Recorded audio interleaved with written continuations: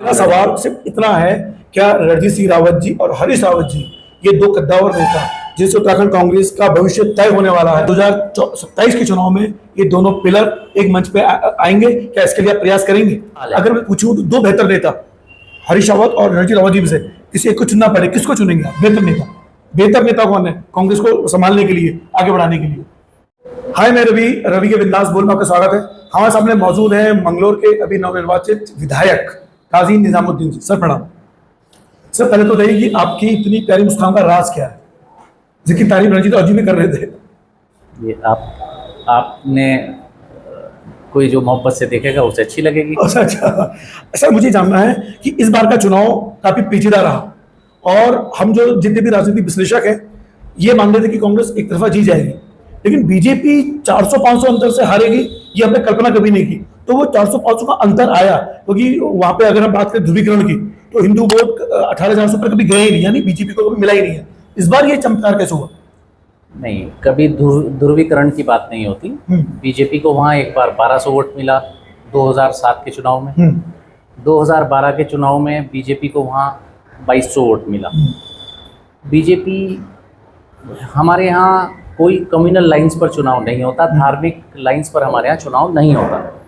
BJP को अभी भी 10-12 हज़ार वोट मिलते, हो सकता है उससे भी कम मिलते, लेकिन वो बीजेपी नहीं चुनाव लड़ रही थी। पोलिंग स्टेशन, प्रत्येक पोलिंग स्टेशन पुलिस स्टेशन में तब्दील कर दिया गया था। एक पुलिस स्टेशन आसपास का पोलिंग स्टेशन के रूप में काम कर रहा था। तो अगर कोतवाल खड़े होकर वोट डलवाने लगें या वोटों को भगाने लगें, आजकल सर्वे में पता चल जाता है कि किस पोलिंग स्टेशन पर, किस पोलिंग बूथ पर किस पार्टी को ज़्यादा वोट मिलने जा रहे हैं। तो वो उन लाइंस को उन्होंने करवा रखे होंगे, सर्विस पैसे उनके पास हैं, तो उन्होंने उस आधार पर पोलिंग स्टेशन पर लोग खड़े कर रखे थे। कहीं भगा रहे थे और कहीं बिना कागज़ के, बिना आई कार्ड के जो आ रहा था जाल डालो वोट। तो जब पोलिंग स्टेशन की जगह पुलिस स्टेशन बन जाएगा तो फिर तो कुछ भी होगा। तो हमारा चुनाव उस समय पुलिस से था, प्रशासन से था, चुनाव आयोग डिफंक्ट हो चुका था, चुनाव अधिकारी बिल्कुल डिफंक्ट हो चुके थे और लठ तंत्र वहाँ चल रहा था।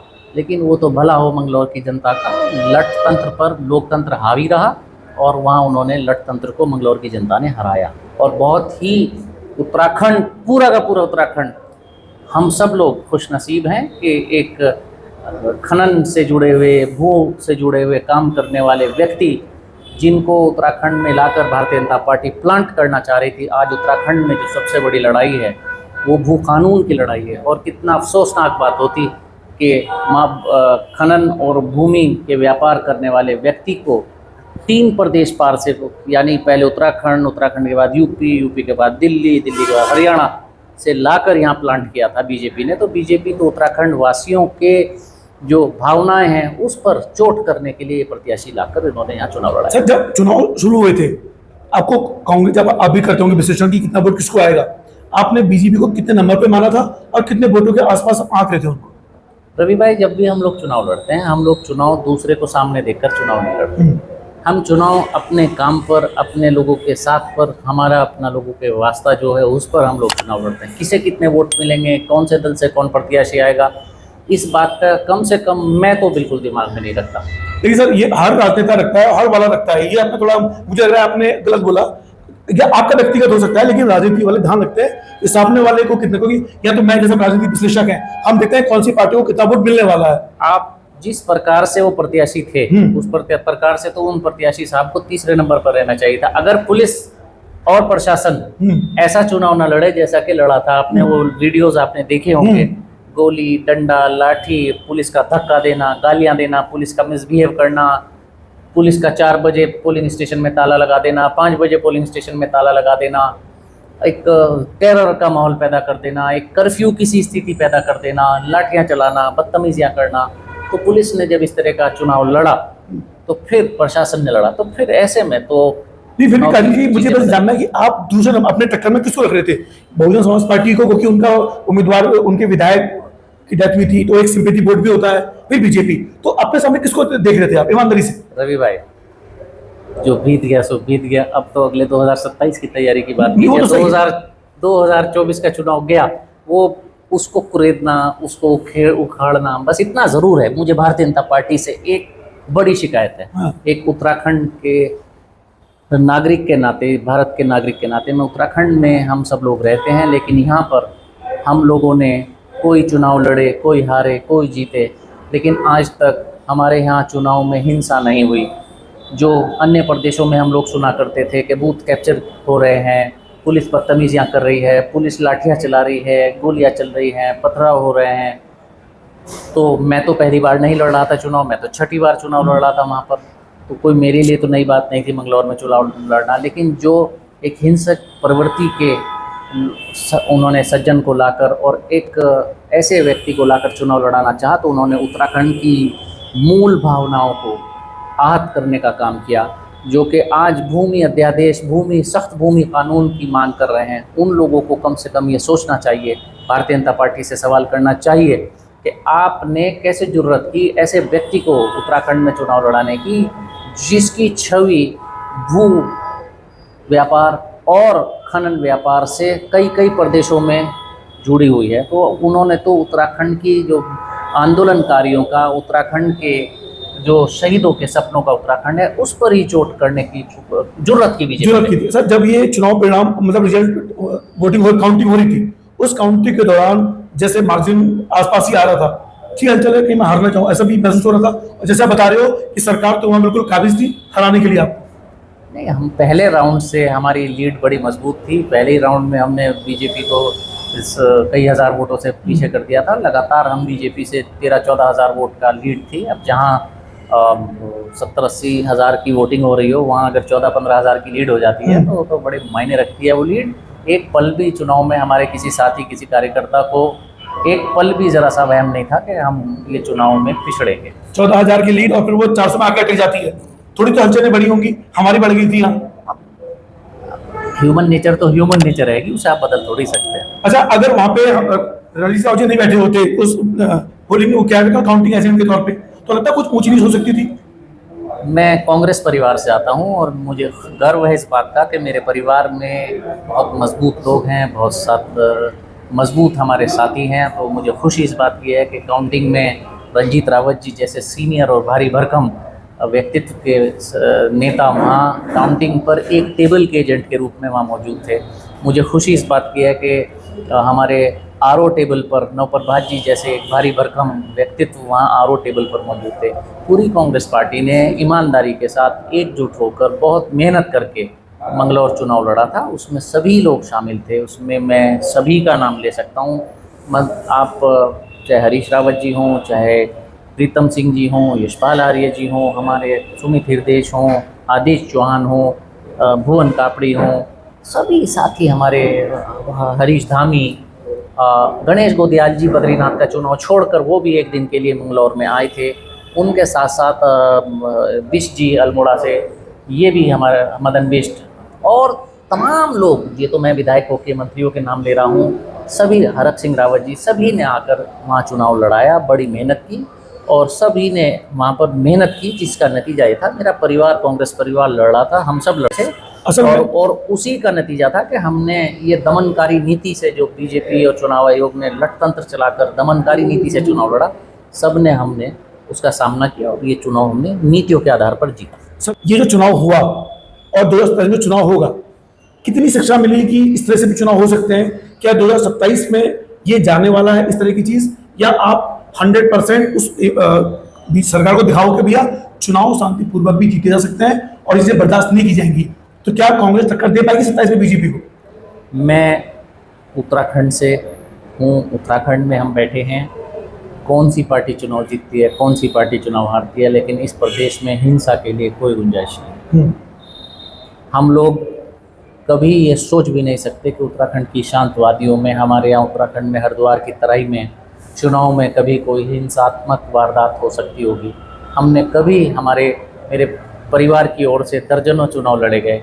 मैं अपने परिवार की ओर से 11वीं बार में चुनाव जीता हूँ। मेरे दादाजी चुनाव जीते, मैं 6 बार, मेरे पिताजी चुनाव जीते और चौथी बार मैं चुनाव जीता हूँ। तो 11वीं बार में हम, मेरे ऊपर, मेरे पिताजी पर, मेरे दादाजी पर एक भी FIR नहीं है। Not a single FIR, not a single FIR, single FIR। 11वें चुनाव हारे भी हैं हम तो 15 के लगभग हम लोग चुनाव लड़े हैं, लेकिन वो शांतिपूर्वक तो तरीके से। हमने तो मिसाल दी है कि 3 नस्लें हम चुनाव लड़ रहे हैं, लेकिन हमने कभी कोई हमारी ओर से ऐसी वारदात नहीं हुई। वरना अगर 1 चुनाव, 2 चुनाव, 3 चुनाव आप वारदात करोगे तो फिर आप पर FIR होंगी, मुकदमे होंगे, आपके खिलाफ कानूनी कार्रवाई होंगी, तो वो कभी नहीं हुई। तो 27 ये में पहली बार हमने देखा। तो उत्तराखंड के मीडिया को, उत्तराखंड की जनता को, उत्तराखंड की सिविल सोसाइटी को सरकार से, बीजेपी की सरकार चलाने वालों से सवाल करना चाहिए कि आपने कैसे जुर्रत की उत्तराखंड की शांत हमारे प्रदेश में ऐसी हरकत करने की। और केदारनाथ का चुनाव होने जा रहा है, तो आपकी, पूरे प्रदेश की, हमारी सबकी जिम्मेदारी है कि चुनाव का रिजल्ट क्या होता है ये बात की बात है, जनता की मर्जी, लेकिन वहाँ चुनाव फेयर होना चाहिए और बिल्कुल ईमानदारी से और शांतिपूर्वक तरीके से होना चाहिए। कोई हिंसा की कोई जगह उत्तराखंड में नहीं है। 27 चुनाव जीत रहे हैं आप लोग।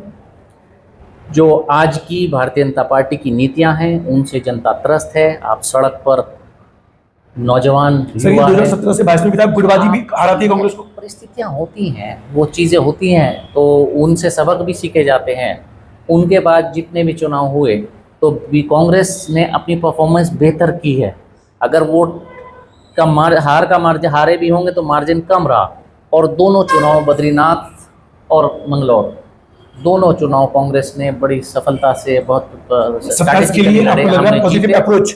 हम बहुत पॉजिटिव अप्रोच के साथ चुनाव लड़ेंगे, जीतेंगे। भारतीय जनता पार्टी की धामी सरकार, कोई सा मोर्चा ऐसा नहीं है जहां विफल ना हो। अब वो कहते हैं कि जी हमारे आंकड़े सुधरे हैं बेरोजगारी के, तो अगर बेरोजगारी के आंकड़े सुधरे हैं तो बेरोजगार सड़क पर क्यों हैं? वो कहते हैं कि भ्रष्टाचारियों के खिलाफ उन्होंने कार्रवाई की, तो भ्रष्टाचारियों के खिलाफ अगर कार्रवाई की तो फिर जगह जगह भ्रष्टाचार क्यों है?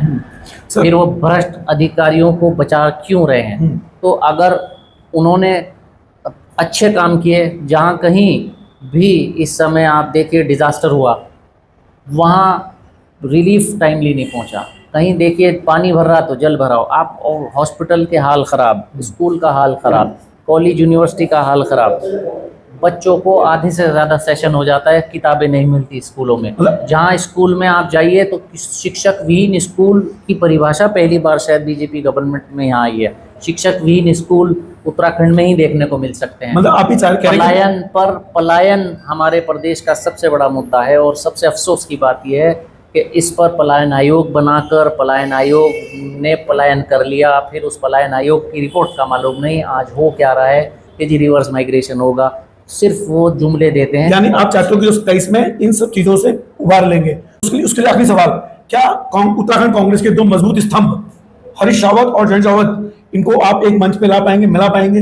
हमारे पास 70 विधानसभाएं हैं और 70 की 70 विधानसभाओं में हमारे 70 के 70 मजबूत स्तंभ, 70 लोग एकजुट मजबूत। सर मेरा सवाल सिर्फ इतना है, क्या रणजीत सिंह रावत जी और हरीश रावत जी, ये 2 कद्दावर नेता जिससे उत्तराखंड कांग्रेस का भविष्य तय होने वाला है, अगर ये एक साथ होते 2022 में तो 100% कांग्रेस आती, क्या 2027 के चुनाव में ये दोनों पिलर एक मंच पे आएंगे? क्या इसके लिए आप प्रयास करेंगे? मैंने आपसे 70 विधानसभाओं का नाम लिया और 70 के 70 एकजुट होकर मेरे लिए, मेरी कांग्रेस के लिए, मेरे प्रदेश के लिए, जनता के एक एक बेरोजगार के लिए, हम सब लोग, क्योंकि कांग्रेस ही यहाँ बेहतर काम कर सकती है। कांग्रेस के टाइम पर यहाँ औद्योगिकीकरण हुआ और बीजेपी के टाइम पर वही उद्योग बंद हुए। कांग्रेस ने ही यहाँ पर जो नीतियाँ लाए उसी से ही यहाँ पर अच्छा चलिए डेवलपमेंट वर्क्स हुए, वरना इनके टाइम पर तो बुरा हाल है। अगर मैं पूछूं तो 2 बेहतर नेता हरीश रावत और रणजीत रावत जी में से किसी एक को चुनना पड़े, किसको चुनेंगे आप? बेहतर नेता कौन है कांग्रेस को संभालने के लिए, आगे बढ़ाने के लिए? मैं अगर कहूँ कि ये दोनों मुझे ही चुन ले तो क्या बुराई होगी? चलिए फिलहाल मैं ये कठिन बाद में पूछूंगा, मामले आके समय बहुत ज्यादा 4 बार की सीनियरिटी तो मेरी भी होगी। चलिए फिलहाल मैं इतना चाहता हूँ व्यक्तिगत कि मजबूत विपक्ष होना जरूरी है। हरीश रावत जी से मैंने इंटरव्यू लिया, उससे मैंने कहा था कि जब तक आप दोनों मिलोगे नहीं कांग्रेस का भला नहीं होने वाला, और जिस तरह से आप कह रहे हो कि बीजेपी लूटी वो लूटती रहेगी। तो मैं पर्सनली चाहता हूँ कि 2 कद्दावर नेता आपस में मिले और सरकार बने कांग्रेस। बहुत धन्यवाद आजीज, उम्मीद करता हूँ अब ऑन करना ना बोले लेकिन पीठ पीछे मिलाने की कोशिश करेंगे आप। जय उत्तराखंड, जय भारत।